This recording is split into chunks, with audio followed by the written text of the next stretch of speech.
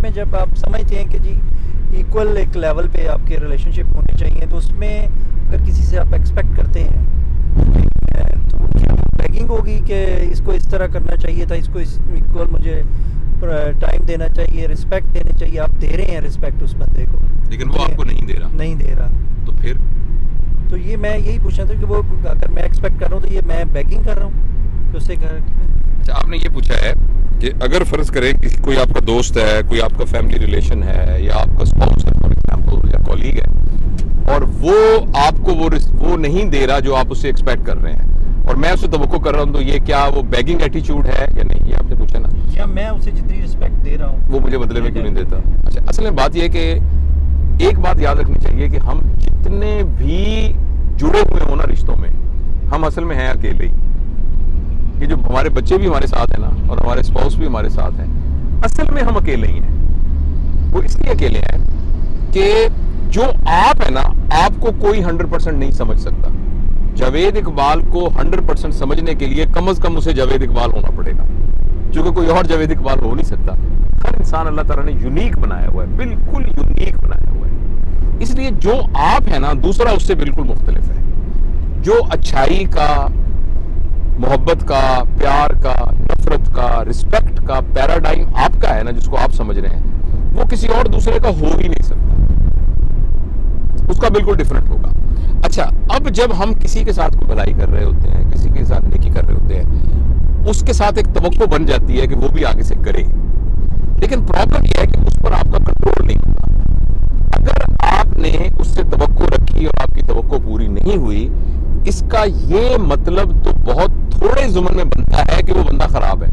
اس کا یہ مطلب بنتا ہے کہ آپ اپنی توقع لگانے کی کیلکولیشن پہ بہت کمزور تھے. آپ نے جو اس سے توقع لگائی ہے وہ توقع غلط لگائی ہے. آپ کی ایکسپیکٹیشن جو تھی وہ میچ نہیں کر رہی تھی آپ کے اس ریلیشن شپ کے ساتھ. اس لیے پہلی بات تو یہ ہے کہ اس میں اگر کسی کو بلیم کرنا ہے نا، تو وہ اپنے آپ کو بلیم کرنا ہے. لہٰذا اگر آپ اسے پروسیس کریں گے تو میرے پاس ایک چوائس یہ ہے کہ میں آپ سے ناراض ہو جاؤں، اپنے تعلقات آپ سے خراب کر لوں، اور آئندہ کے لیے آپ سے میں ایسی بات کہہ دوں کہ بولنے سے بھی جاؤں تو آپ کو میں لوز کر دوں. آپ جتنے بھی ہیں، ماڑے موٹے، توڑے کمزور، اس کو لوز کر دوں.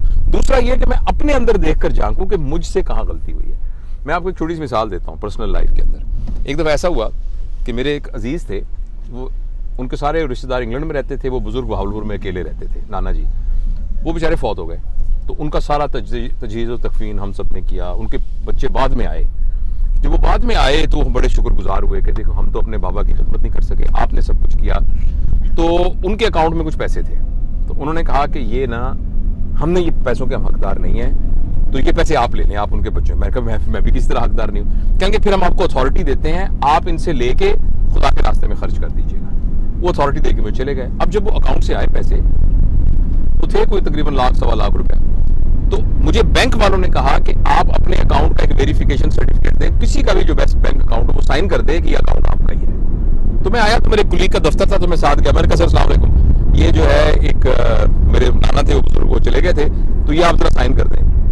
میرے بڑے گہرے دوست تھے، اٹھنا بیٹھنا. ایک دم مجھے کہنے لگے یار جاوید، میں نا پیسے کے معاملے میں سائن کرتا نہیں ہوں، بس برا نہ منائیں.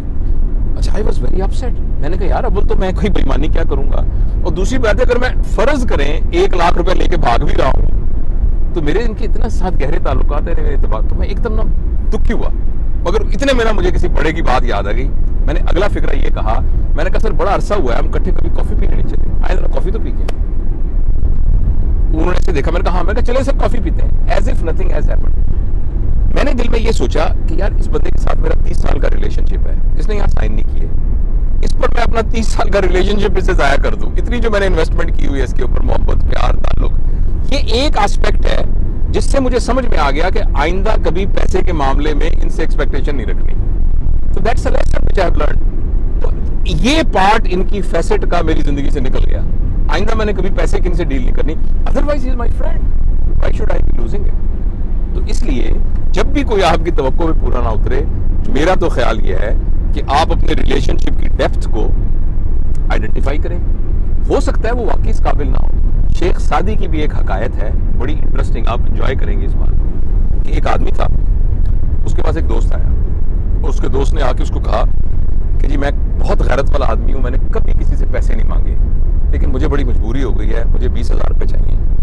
ایک سونے کی ڈلی ہے، یہ تم رکھ لو، اس کی قیمت 30,000 ہے، اگر تو میں 6 مہینے میں آپ کو میں نے پیسے دے دیے تو ٹھیک ہے، اگر نہ دیے 6 مہینے میں پیسے نا تو آپ یہ ڈولی بیچ دینا اور میرے ضمیر پہ کوئی بوجھ نہیں ہوگا۔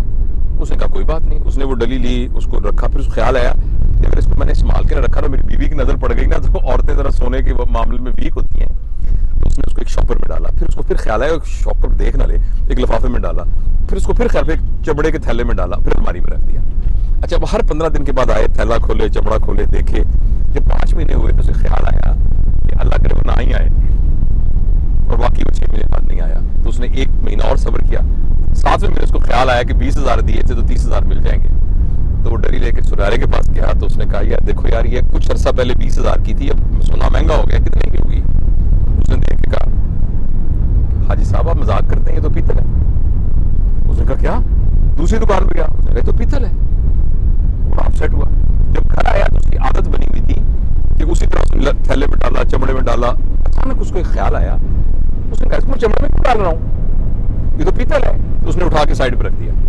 یہاں یہ حقائق شیخ سعدی نے ختم کر دی اور نیچے لکھا اس بات سے یہ سمجھنا چاہیے کہ جس کو آپ سونا سمجھ رہے تھے اس کی سونے کی طرح قدر کرے، جب آپ کو پتہ لگ جائے وہ پیتل ہے تو اس کی پیتل کی طرح قدر کرے، اسے لڑنے کی کیا ضرورت ہے؟ تو لہٰذا آپ کے سوال کا جواب یہ ہے کہ جب بھی آپ کی توقعات سے کوئی پورا نہ اترے اس کو لوز نہ کریں، اس کی زندگی کے فیسٹس ہیں، کسی ایک فیسٹ میں اس نے آپ کو دھوکہ دے دیا ہے، باقی فیسٹس ہو سکتا ہے اس کے بڑے انٹیکٹ ہوں، اور دوسری بات ہے اگر آپ کو لگے کہ اس کے بہت سارے فیسٹ ہیں تو وہ پیتل ہے، تو اس سے لڑیں مت۔ پیتل ہونا بری بات نہیں ہے، مگر آپ اس کو سونا سمجھ رہے تھے تو آپ کی اپنی غلطی تھی، اب آئندہ اس کے ساتھ پیتل والا سلوک کریں، ایسا کرنے سے آپ میں کوئی فرسٹریشن نہیں آئے گی، اور آپ ہمیشہ بیگنگ ایٹیٹیوڈ کی بجائے ہمیشہ learning attitude. I hope this answers